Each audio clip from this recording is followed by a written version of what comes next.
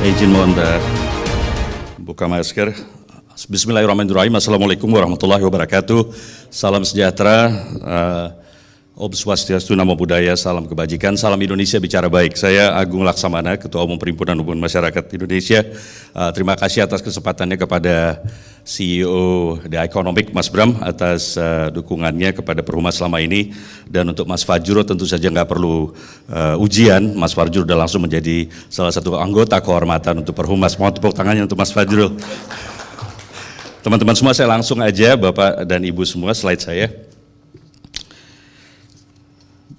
Saya judulnya Sizing the New Horizon Beyond the Pandemic. Jadi coba kita lihat bagaimana sih horizon ke depan. Sengaja bikin kapalnya supaya ya kalau kata Mas Fajrul nggak boleh mudik, paling nggak kita bisa membayangkan kira-kira pengen liburan sekarang kira-kira ya. Next slide. Saya kebetulan secara ini sempat menulis buku, dan bosnya juga nanyain ini kalau nulis buku kapan kerjanya Gung, tapi ya sudahlah, saya sudah menulis 4 buku. Slide-nya seperti ini, dan kemarin kita nulis buku mengenai Adapt or Die, bagaimana landscape dari dunia public relations saat ini, dan juga ini bisa menjadi reference bagaimana kondisi dari tantangan yang kita hadapi saat ini. Next slide. Meet Jose. Jadi saya mau cerita sedikit. Jose ini seorang pemilik restoran, dia berasal dari Madrid di Spanyol. Restoran cukup populer, banyak tamunya dan segala macam. Terus anaknya yang baru tamat dari sebuah kampus datang, dia bilang akan bergabung dengan dunia bisnis, dunianya si Pak Jose ini. Dan Jose dia bilang, Pak, I'll be joining your company. Terus dia bilang, tapi begini dia bilang. Terus dia bilang, ini kenapa harga bahan makanan yang kita taruh di sini ingredientnya mahal sekali? Kita kenapa harus training para pelayan-pelayan kita? Apa perlunya? Ini don't you know kita sedang dalam situasi krisis ekonomi yang sedang berlangsung. Terus dana pelatihan nggak perlu, marketing kita juga program harus kita kurangi. We have to save every penny katanya. Kata si anaknya yang memang kebetulan menurut Jose tentunya pintar lah pasti mendukung bisnisnya. You know what happened?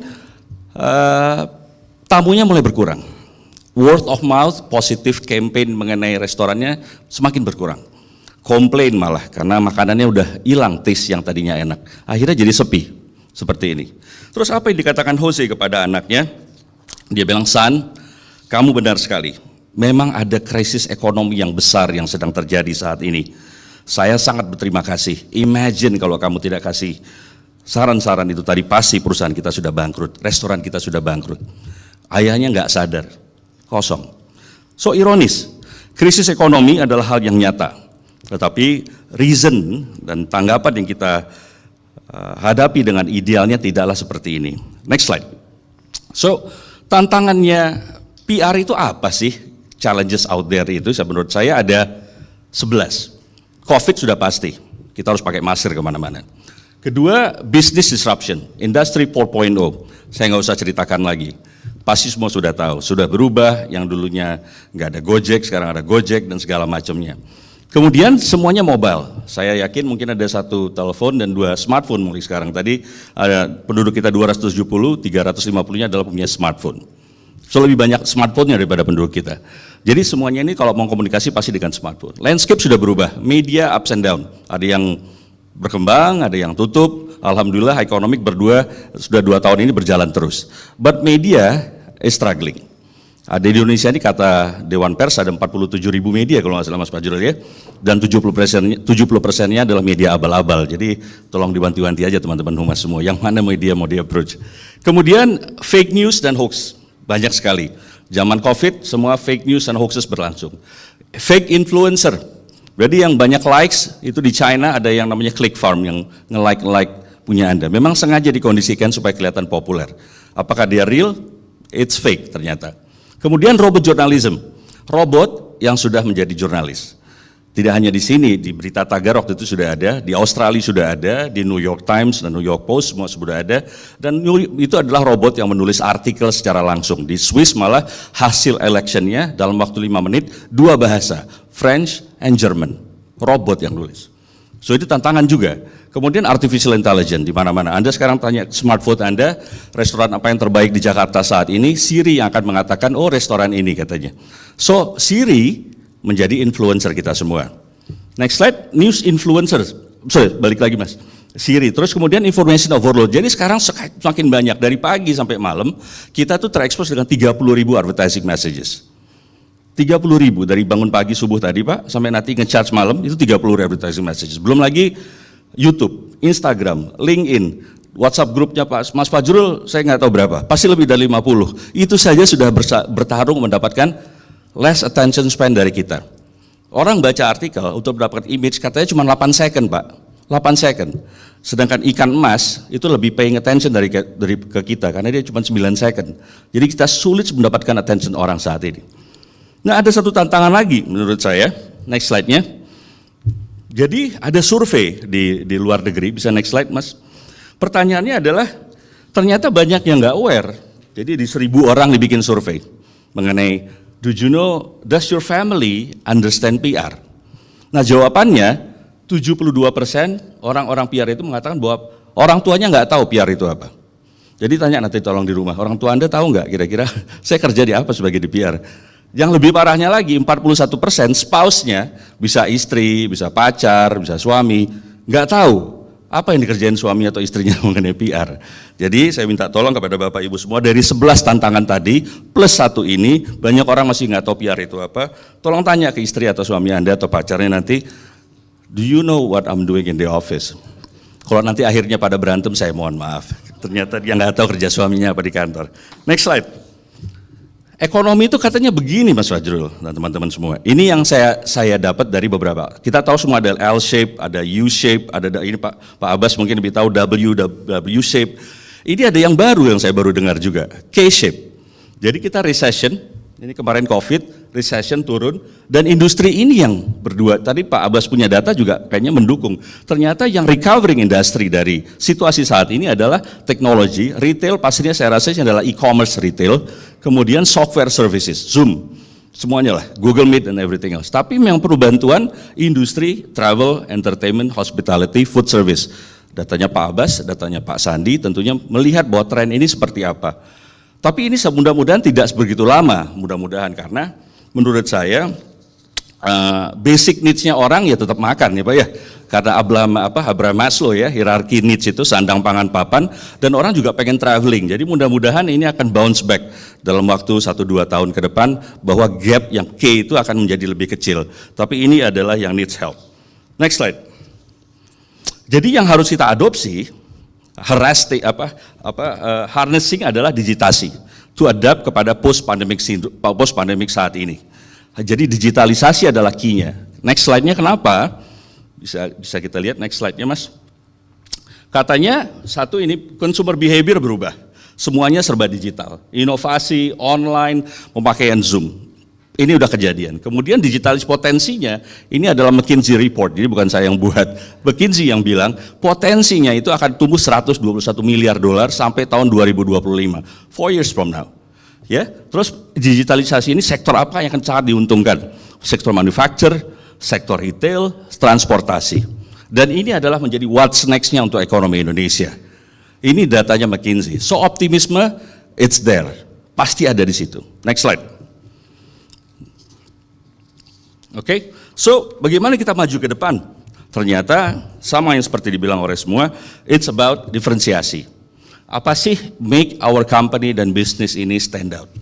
Seperti balon ini. Unique selling proposition-nya seperti apa? Next slide. Nah, katanya Simon Sinek ini dia bilang bahwa people don't buy what you do, katanya. They buy why you do it, katanya. So why you do simply prove that you believe. Di sini adalah brand purpose. Purpose-nya dari brand dan bisnis kita itu apa sih menjadi unique selling proposition-nya?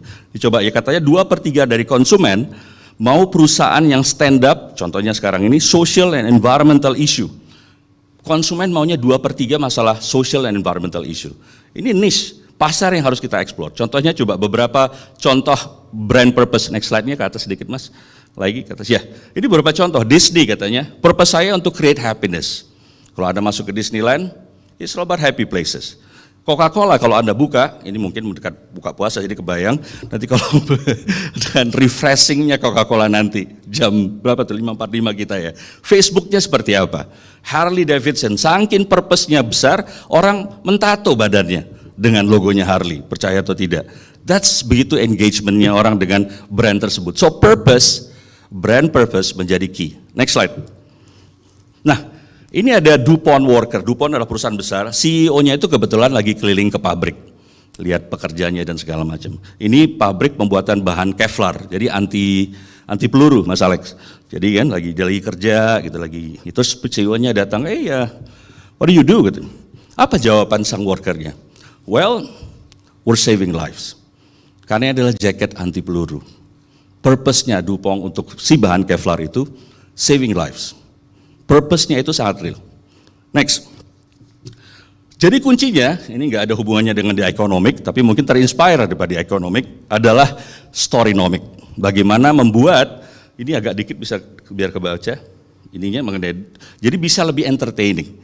Dengan 8 second attention yang saya coba dapatkan dari Anda semua, storynomic adalah key menjadi solusi untuk harnessing key kita ke depan. Next slide. Karena apa story ini penting, bisa agak naik datanya, karena ternyata kalau diceritain 22 orang akan lebih percaya 22 kali more memorable daripada facts dan figures. Slides, grafik, orang lebih senang diceritain ternyata. 22 more times. Aktivitas kita akan neural kita increase 5 kali. Terus kemudian light up the sensory cortex mengenai feel, hear, even smell kalau diceritain sebuah cerita.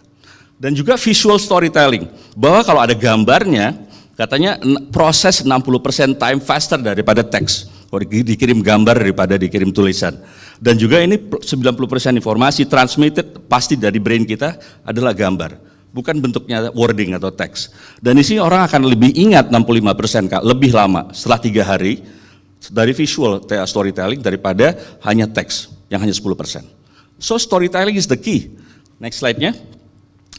Saya nggak bisa nulis, Gung, saya nggak bisa bikin cerita, tapi Anda bisa explore, mau tulis apa aja story ideas-nya mengenai bisnis Anda, make it fun and entertaining. Ini ada contoh aja ya, about your company, business advice, ataupun get to know your brand and your family atau employees. So banyak story ideas untuk bisnis dan brand Anda.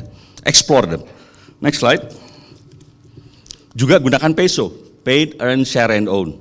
Which media yang paling the best untuk mensosialisasikan, amplifikasikan brand Anda. Next slide. Ini ada cerita. Jadi seorang customer, dia lagi stranded di airportnya Iceland, di Reykjavik. Reykjavik di Iceland ya Mas Fajrul. Nah waktu dia mau buru-buru, dia mau beli souvenir. Dia mau beli souvenir mengenai Iceland, harganya 5 euro satunya ini. Terus waktu dia lihat, terus waktu dia mau bayar, dia lihat yang ini. Ini adalah, dia tanya sama si customer service-nya, ini apa sih? Terus dia ceritain, ini adalah symbol of the magic, symbol of the Icelandic fisherman. Simbol untuk para fisherman-nya di Iceland. Jadi, what does it mean? Gimana ceritanya?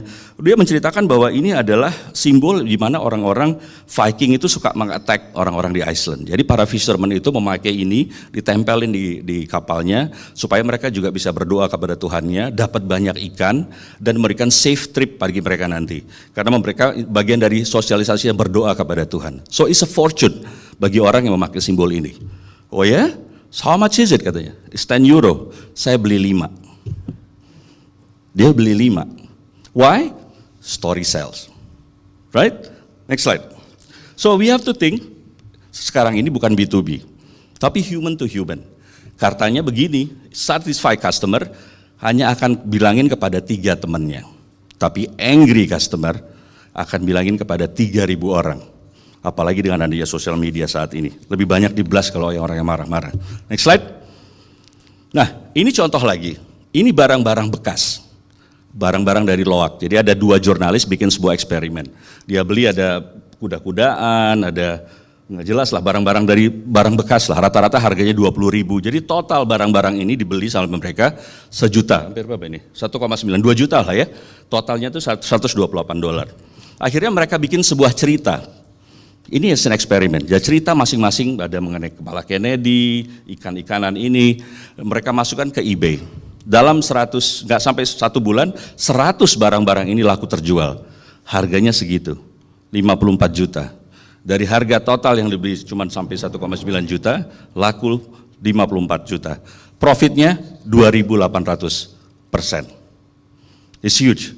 So, story sells. Disinilah peran fungsi kita orang-orang humas, orang-orang komunikasi untuk memberikan storytelling, storynomic, creative image dan creative stories kepada audience kita. Next slide. Karena kuncinya 3, adopt, adapt, dan adapt. Ini udah saya ceritain tadi dengan Pak Bram sekalipun. Tapi kuncinya lebih penting lagi adalah times may be tough, but our business must be tougher. Terakhir, so what's your story? Thank you.